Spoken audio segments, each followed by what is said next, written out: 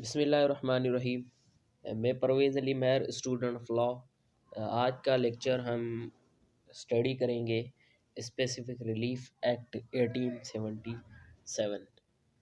So basically आज का हमारा टॉपिक है chapter 4 of specific Relief act, जो कि डील करता है the रेसिशंस of the contract.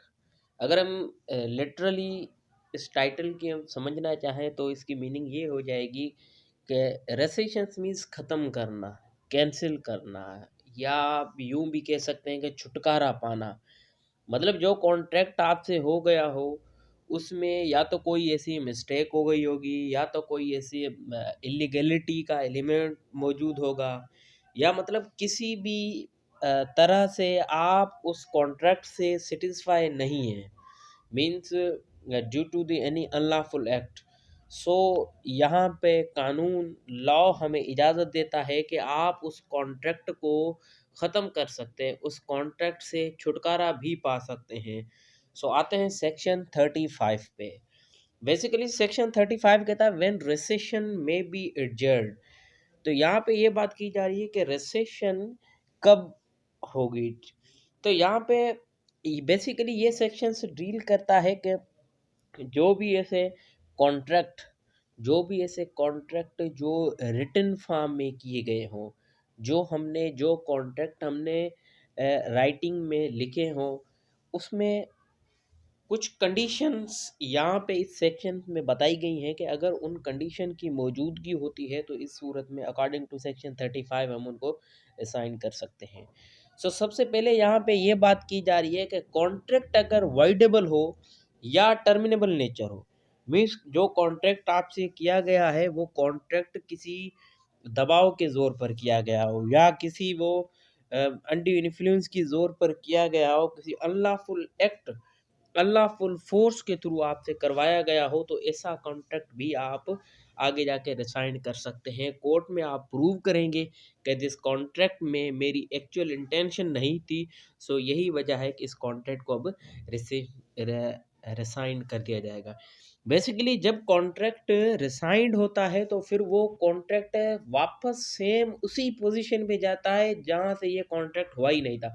Means अगर आपने कोई कॉन्ट्रैक्ट के बाद कोई उस कॉन्ट्रैक्ट के थ्रू कोई एक्ट किए हैं तो भी वो भी आपको फ्लैशबैक जाने पड़ेंगे, या उसके साथ साथ अगर आपने कोई एडवांटेजेस लिए हैं तो वो भी वापस करने पड़ेंगे। सो पहली पॉइंट में हमने ये पढ़ा कि अगर कॉन्ट्रैक्ट अवॉइडेबल या टर्मिनेबल नेचर का हो तो। उसके बाद आती है सेकंड पॉइंट, ये है कि कॉन्ट्रैक्ट अनलॉफुल हो। ठीक है ना, कल कॉन्ट्रैक्ट अनलॉफुल। अब अनलॉफुल कैसे कि कॉन्ट्रैक्ट बज़ाहिरी उसके एक्ट, बज़ाहिरी उसकी कंडीशंस, बज़ाहिरी उसकी जो भी लेन देन की गई है उसमें हमें कोई ऐसी इलीगलिटी नहीं नज़र आ रही, लेकिन बेसिकली वो कॉन्ट्रैक्ट है अनलॉफुल है, वो कॉन्ट्रैक्ट अनलॉफुल है। सो इस सूरत में भी यहाँ पे एक मिसाल दी गई है हमारे पास कि अगर किसी की प्रॉपर्टी है और प्रॉपर्टी में से किसी अ, एक शख्स से मिस्टर ए उसकी प्रॉपर्टी है, उसमें से उसका कोई कर्जा वगैरह रह रहा है बी। सो अब क्या करता है कि ए क्या करता है, प्रॉपर्टी अपनी सी के नाम कर देता है, क्योंकि अगर प्रॉपर्टी उसके नाम रहेगी, क्योंकि हमारे पास यही तरीका, अगर कर्जा वगैरह नहीं दिया जाता कोर्ट उसकी प्रॉपर्टी अटैच करके उसके बाद उसकी प्रॉपर्टी उस अटैच करने के बाद सेल आउट करके ले सकती है। तो यहाँ पे मिस्टर ए क्या करता है कि अपनी प्रॉपर्टी मिस्टर सी को ट्रांसफ़र कर देता है, ताकि धोखा देने के लिए मिस्टर बी से जो कर्जा जात लिया हुआ है उनसे बचने के लिए। सो ये भी हमारे पास मिसाल है इसकी पॉइंट बी की। सो यहाँ पे ये बात समझने की हुई कि देखें बज़ाहिर तरीके से जो ट्रांज़ैक्शन मिस्टर ए ने की है वो लीगल है, भाई उसने अपनी प्रॉपर्टी ट्रांसफ़र की, लेकिन the intention behind this transaction is to fraud, मतलब किसी को धोखा देने के लिए ये ट्रांज़ैक्शन की गई है। सो ऐसा एलिमेंट अगर मौजूद हो तो यहाँ पे भी हम कॉन्ट्रैक्ट को रिसाइन कर सकते हैं। उसके बाद हमारे पास आ जाती है पॉइंट सी, जिसमें ये बात की जा रही है कि आप कोर्ट से डिक्री लेते हैं specific performance of two things. One, contract of sale, या आपका कोई कॉन्ट्रैक्ट हुआ सेल की सुन तो इस कंडीशन में, या कॉन्ट्रैक्ट टू टेक लीज।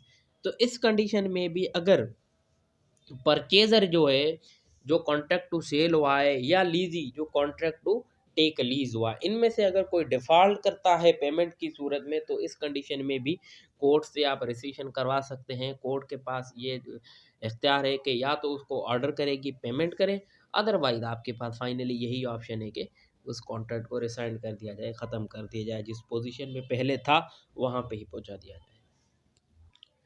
उसके बाद इस सेक्शन में ये बात भी बताई जाती है कि अगर कोई शख्स परचेज़र, कॉन्ट्रैक्ट टू सेल था उसमें परचेज़र या लीज़ी, इस सूरत में अगर वो पोज़ीशन उस प्रॉपर्टी की ले भी लेते हैं, पोज़ीशन रॉन्गफुली ले भी लेते हैं और पेमेंट भी नहीं करते, तो इस सूरत में भी कोर्ट उस वेंडर या लीज़र को उसके जो रेंट्स, क्योंकि प्रॉपर्टी तो उसके पोज़ीशन में है, सो रेंट या प्रॉफ़िट्स जो भी उसके बकायाजात हो जाते हैं, तो वो भी उसको ऑर्डर कर सकती है कि वो आपको पोज़ीशनर से लिए जा सकते हैं।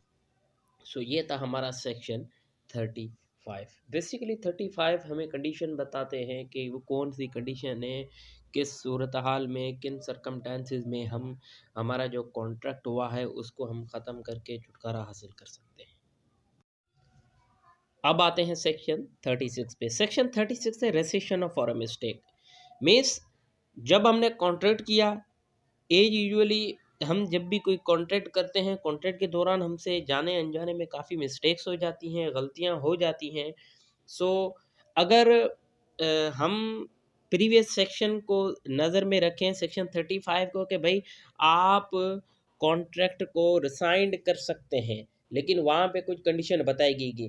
तो यहाँ पे ये बताया जा रहा है कि अगर आपसे कोई कॉन्ट्रैक्ट के दौरान मिस्टेक हुई है, तो आप उस मिस्टेक्स की बेस पर कॉन्ट्रैक्ट को रिसाइन नहीं कर सकते, क्योंकि जब हम कॉन्ट्रैक्ट करते हैं कॉन्ट्रैक्ट के दौरान तो हमसे काफ़ी मिस्टेक्स हो जाती हैं दोनों पार्टी से। अगर हम इसी कंडीशन को लेकर कॉन्ट्रैक्ट पे अप्लाई करते रहेंगे, तो फिर तो जो भी हम कॉन्ट्रैक्ट करें उसमें नफ़ा या नुकसान पहुंचेगा। हम अगर फेवरेबल कंडीशन नहीं है तो हम मिस्टेक्स की बेस पे कॉन्ट्रैक्ट रिसाइन कर देंगे। सो इससे तो कॉन्ट्रैक्ट की कोई वर्थ ही नहीं बनेगी।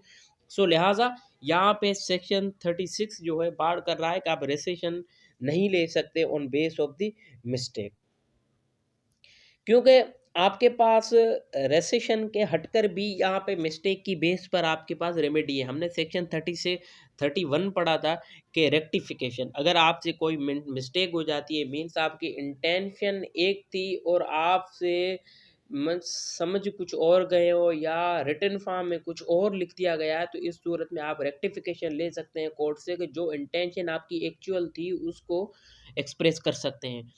सो as per section 36 rescission mistakes की बेस पर नहीं लिया जा सकता। अब हम आते हैं सेक्शन 37 पे। Section 37 no Specific Relief Act deal करता है कि alternative periods for rescission in a suit for specific performance. अभी यहाँ पे ये बात की जा रही है कि आपने कोई सूट आपने स्पेसिफिक परफॉर्मेंस के लिए आपने लगाया हो, कोई सूट हो, कोई ऐसा कॉन्ट्रैक्ट आपसे किया गया, उसकी परफॉर्मेंस नहीं हो रही, तो इस सूरत में आपने specific performance of the contract कोई ऐसा सूट दाखिल किया गया हो। सो यहाँ पे ये बात की जा रही है कि आप स्पेसिफिक परफॉर्मेंस के साथ एक अल्टरनेटिव प्रेयर भी लगा सकते हैं, वो है रेसेशन की। सो यहाँ पे समझने की बात ये है कि अगर आपसे कोई ऐसा कॉन्ट्रैक्ट हुआ हो जिसकी इन्फोर्समेंट नहीं हो रही, तो सबसे पहले आप उसके सूट दाखिल करेंगे। उसके साथ साथ एडिशनल में आप ये भी प्रेयर लगाएंगे कि अगर इस कॉन्ट्रैक्ट की परफॉर्मेंस होती है तो वेल एंड गुड, अदरवाइज हमारे पास अल्टरनेटिव रेमेडी मुझे ये चाहिए कि इस कॉन्ट्रैक्ट को ख़त्म कर दिया जाए, रेसिन कर दिया जाए।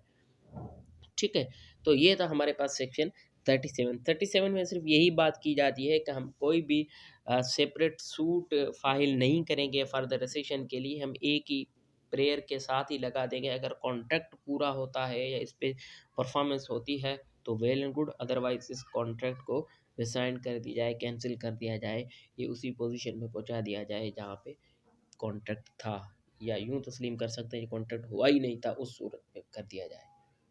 उसके बाद हमारे पास सेक्शन है सेक्शन 38। सेक्शन 38 डील करता है कोर्ट में require a party rescinding to do equity. Means जो पार्टी ये कॉन्ट्रैक्ट रिसाइंड कर रही है, जो पार्टी ये कॉन्ट्रैक्ट ख़त्म कर रही है, उसे कोर्ट कंपनसेशन के लिए भी कह सकती है कि मीन्स जो पार्टी किसी दूसरी पार्टी से जो अपना कॉन्ट्रैक्ट है वो ख़त्म कर रही है, तो इस सूरत में अगर कोई एडवांटेजेस लिया हो या कोई कॉन्ट्रैक्ट से कोई और फ़ायदा लिया हो, तो इस सूरत में या उसके साथ कोई कंपनसेशन बनती है तो वो भी रिफ़ंड करने को कह सकती है। Basically it's discretionary power of the court, क्योंकि हमने ये बात पहले ही पढ़ ली है कि रेसिशन से मुराद ये होगा अगर कोई कॉन्ट्रैक्ट आपका रिसाइंड होता है, तो इस सूरत में ये होगा कि उस कॉन्ट्रैक्ट को यूँ समझ लीजिए कि आप वो कॉन्ट्रैक्ट कभी हुआ ही नहीं था। अब कंडीशन इस बेस पे अगर हम रेसिशन कर रहे हैं, कॉन्ट्रैक्ट ख़त्म कर रहे हैं, तो इसमें क्या होगा, आपने इस कॉन्ट्रैक्ट के बेस पे अगर कोई फ़ायदा लिए हैं, कोई एडवांटेजेस लिए हैं, तो वो भी आपको सब रिफ़ंड करने पड़ेंगे। सो यहाँ पे एज़ पर सेक्शन 38 कोर्ट हमें ये भी ऑर्डर कर सकती हैं कि आप इक्विटी भी कर सकते हैं, फॉर द जस्टिस आपको कंपनसेशन भी देनी पड़ सकती है। तो ये था हमारा आज का सेक्शन जो डील कर रहा था rescission of the contract. So okay, thank you, Allah Hafiz.